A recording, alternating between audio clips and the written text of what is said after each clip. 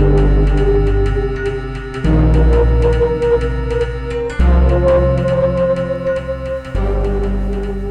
YouTube, welcome back. Rack fishing. I've got an interview with Ian Hewett, and it's a fascinating chat we're going to have. And we're going to go out on the bank, try and catch a few fish, and he's going to tell me all about his shark fishing expeditions around the British Isles. Sounds like he's been having a great time. I've done a great deal myself. Yeah, Olympics, watching the football. It's raining every time. It was too hot. Anyway, I just popped out for a few afternoons, but I will be going a lot more now. I've freed up a bit of time, so I'm feeling good with myself. So there's plenty more videos to come. Sit back and enjoy. So, nearly forgot. Just a quick shout out to John Davey, our schoolmate. I see you out on the riverbank while I was fishing. John, keep well, mate. Keep well. Good to see you. And great to hear that you're watching the channel. Fantastic. Listen, I'll catch you all later. Bye.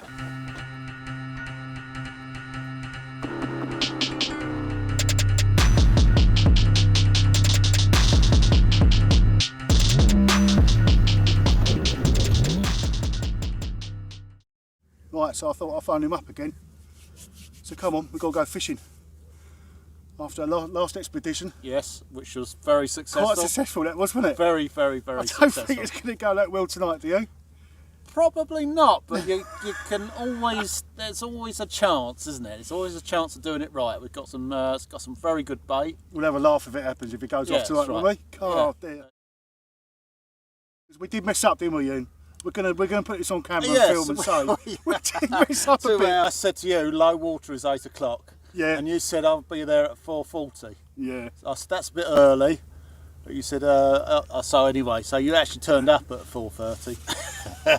And I looked on the web, and there's another place with the same name. Yes. In the country. Called Burnham-on-Sea. And it's right there on the other side of the country. And it gives a totally different tide. It says 8 o'clock. Yeah. High tide. High tide. In actual fact, about 7:30 it's low tide here. Yeah, so we got down in nice and early, yeah? Put it that way. So we were doubting ourselves for a long time until we got it right. So high tide could be around about 1:30 in the morning, isn't it? I think. That's it, yeah, something like that. But based on Burnham-on-Crouch, not Burnham-on-Sea. Yeah. Only a few hours around the country. Yeah. So yeah, we could be in for the haul, as they say. Yeah. I think the tide's still going out. I caught my first bass. Yeah, you did at Burnham, didn't you? On my own, yeah, I caught my first bass. On an ebb tide. We didn't think it was going to happen. No. We didn't think it was going to happen, did we? No, just popped out for a quick afternoon. Yeah, have a look around, see what's going on. And tonight we're going to try and target a few more bass tonight. Yeah. What fish bait do you have with you? I bought some squid. Squid, that's it. Yeah. I've got some squid as well. So yeah. I know when to fish that. That'd be on the ebb, but that'd be about 5 o'clock in the morning. 5 in the morning? Yeah. Oh, God. We've been here too long already. Yeah. We've got to set your lights up now, haven't we? Come on, let's go. Come on then. Let's go do it. What can possibly go wrong?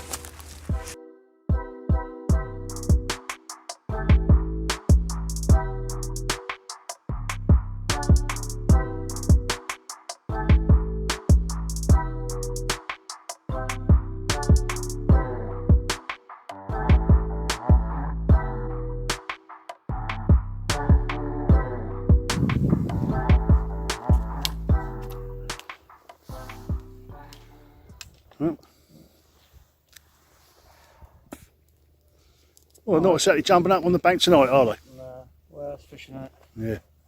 Sailor's arsehole. You've seen a sailor's arsehole, haven't you? Sailor's arsehole. Perhaps that was the bite. Yeah. First fish of the night. There we go. Down here. A little bass. Hey. Obviously undersized, so nicely lip hooked, so. You have not blanked? Not blank. But we want divided all the weed. We want the bass about 10 times bigger than that. Just put her back. There she goes. There she goes. Bass. We have not blanked. No. What have you been up to anyway since I saw you? Well, since I've seen you last time. I've seen a couple of photos. I mean, what's going on there? Yeah? I've been pursuing one of my hit list. I've caught blue shark, poor beagles, taupe, and now last year and this year I've been targeting Threshers on the Isle of Wight. and this was my 5th trip, and I actually got to catch one. 5 trips to the Isle of Wight. 5 trips, 5 individual trips to the Isle of Wight. So these fish don't come round. They don't. It can, you know, if you don't take a bit of luck with you, it can take you literally 2 or 3 seasons to get one. You know, but I was quite fortunate in my 5th trip. I think that's good, a good sort of ratio. When Ian caught this big thresher shark, just one thought was to get it up alongside the boat.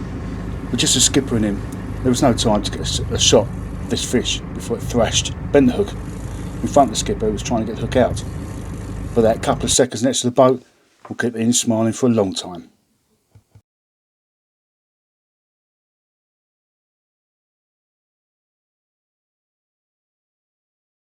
Around catching one of these thresher sharks. Well, I mean, they're big, aren't they?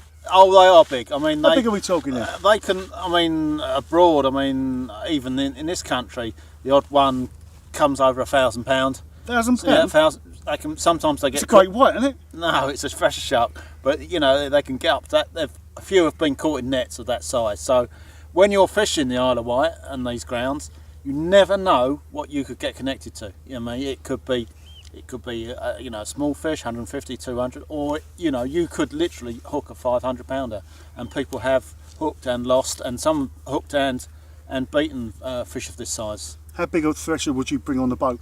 Oh, we don't bring them on the boat. You don't, not at all? Not on my boat, no. Right. No, it's one of the things that we're trying to get away from nowadays, is bringing sharks onto the deck. What we try and do is release them at the side, and that is using circle hooks. So we get an outer mouth hook hold, and we can release them down the side of the boat. Right. To lessen the stress on the shark. It's better that they're kept in the water and they're released at the side of the boat. Seen footage of great whites being caught, and some chap unhooking these great whites. He's leaning over the boat, Yeah. and I'm thinking, if that shark bolts Yeah. at £2,000, Yeah. it's going to take him in. Yeah. Well. So yeah. Again, when you're bringing a shark alongside, you as you pay the line, and you make sure you don't get it caught around your hands. You know, you loose hold. So if they do bolt, you can throw the line and let them go. You know, Yeah. It's important to get your wraps right. You know, I should think that's quite a buzz. Oh, it is. It is. It certainly is. Yeah. There's a lot to go wrong there, isn't there? Yeah, there is a lot to go wrong, but it's about doing it sensibly. Is there a tool? Is there a tool that you use? Yes, there's plenty of unhooking tools that we can use. So you don't get near the teeth. You can slide it onto the line and use the circle hook and unhook it from there. Okay. And it's quite safe, really. Yeah. And how long do they take to bring in? Let's say, what did you catch? I caught my Thresher. I estimate it from about 150 to 200 pounds, and I've seen quite a few sharks in my time. So I was happy with that sort of. I've seen pictures of thresher sharks, and their tail is Yeah, enormous. I mean, at that weight, a third of their body is tail. Is it really? Yeah. It sort of acts on its own. The kind of tail equals power. So what bait do you use to catch these thresher sharks? Bait wise, A little bit of squid's not going to cut it, is it? no, squids are not there at all. I would go with mackerel most of the time. You know, I have used other baits, but I think if you can get it on the day, because this year the mackerel supplies have been very short. But if you can get a few mackerel, fresh mackerel is the way to go. Right. My mackerel, my fish came on called a flapper of mackerel. That's where we cut through the mackerel on one side, and then through on the other side, and then we take out the backbone, and it gives a nice bait that can work in the water. So it's off the bottom? Off the bottom, yeah. Everything, all the thresher shark fishing we do is on the drift. On the drift? Okay, yeah. And what sort of gear do you use? Gear, I like to. You need good rods, at least 30 to 50 sort of stand-up gear. All roller is a good way to go, but modern eyes are quite good as well. But obviously they just need to be a good solid rod, good modern rod, and I prefer a large reel, 50 type reel, and because you could potentially hook a fish 300 or 400 pound, and that could run for 300 to 400 yards, and so you need to have the capacity on that reel. So I would go for a 50 type size reel, and I fill up with braid, because you can get more braid than you can mono, because of the diameter. The diameter of braid is so thin, you can pack a lot more on the reel. So I reckon I've got about 1,500 yards of line on my 50 reel, and then on top of that I do a top shot, which is 80 pound mono, and that's using the PR knot that connects the braid to the mono, and that's about 100 yards long, and that gives the braid some stretch. Right. So because I've witnessed sometimes you get a shock effect with shark, and if that effect is too sudden and too quick, it can actually snap a braid. Okay, yeah. So you put in like with sea fishing, with shortfish, put in a bit of mono, so you just get that bit of stretch. Right. Okay, So a bit of security in that stretch. At one point, the shark was. I've had this before with sharks. Is as you're playing them and they're coming and you're getting them closer to the boat, they'll go round the brow, and they'll go round the bow, and they'll take the line under the boat. And if that's braid, all it needs is one touch, and that's it. Game over. Game over. So I saw that coming. Hearty mouth. Yeah, it just part like string. So I saw that coming, and there's a thing you do for it. So you catch up with your shark, and it's going to come round the bow. It's going to go under the bow, try and snag you on the bow. So the thing to do there, as they're running, come back on the drag. So you're not causing drag on that line. And the other action is to bury your tip. Get your tip low down, as far into the water as you can. So you get a bit of clearance on the bow. Yeah. Then you get the boat to turn to starboard. Right. Turn away from the line. Yeah. And luckily, that all came together, and we had the fish on still. Yeah. But if you don't do that quick enough, they'll take you around the bow, scrape, ping, and that's it. This is when we're talking about the fish can see the boat. All of a sudden, the fish realises I'm actually getting close to the boat. That's right. You get with a lot of fish. Yeah. Especially bigger fish. Yeah. Not the sort of thing that I catch, obviously. Yeah. In comparison to those sharks, but it remains the same when they see that boat. Yeah, that's it. Yeah. I mean, obviously that's the scare moment. Obviously a fish, big fish like that. When they come up, and they sight the boat. They know they're in trouble, and then they're gonna start doing tricks on you. Yeah. I mean, there's another trick they do. If you've got a big shark on, all of a sudden it can feel as if the shark's gone left. Feels as if you've got it. And a lot of beginners, they start to cry because they think they've lost the fish. Yeah. They haven't. No. The fish is running towards you. He's slack lining you. Slack lining, yeah. What he's doing, he's coming towards you, and he's building up a massive slack of line. Yeah. And people start crying and chucking the rod all over the place. But the fish is still there, and they don't realise. No. And the action there is to start reeling fast. Yeah. Is to get the rod, catch up with it, in control, but reel as fast as you can, and you'll catch up with the hook and the line on it. Because the worst thing in fishing is slack lining. Is if you never give a fish slack line in any sort of fishing, because they'll manage to work the hook out on the slack line. So that's what he's doing. He's coming toward. They're clever fish. They're right. We'll run towards a boat, create a massive slack line, and get off. So you've got to reel as fast as you can, catch up with your shark. Now you've had, a big thresher. Yeah. Do you want to go back and get another one? Yeah, I'd love to catch another one. Yeah. Oh yeah, definitely. You're supposed to say no. I spent all my money. It doesn't matter anymore. No, I've caught the one I wanted, and that's it. Yeah. I've owned. This is the only one I've ever hooked. And I'd like to hook a few more just to get a sense of, and a bigger one. You want a bigger one? I knew you was going to say. But it's all about the size, isn't it? Maybe if 400 or 500 next. 400 or 500, lucky, and that would be an awesome fight. And with a fish like that, I mean, you really have to be on the ball, Yeah. And it has to come on the right rod. You can't. My reels. I mean, my smaller reels are a bit of a compromise because obviously you don't want to spend fortunes on it. No. But my smaller reels are a bit of a compromise because they haven't got as much as the big reel, which is the 50. Yeah. So they're smaller. They're more like 30 size reels, but they've got a lot of.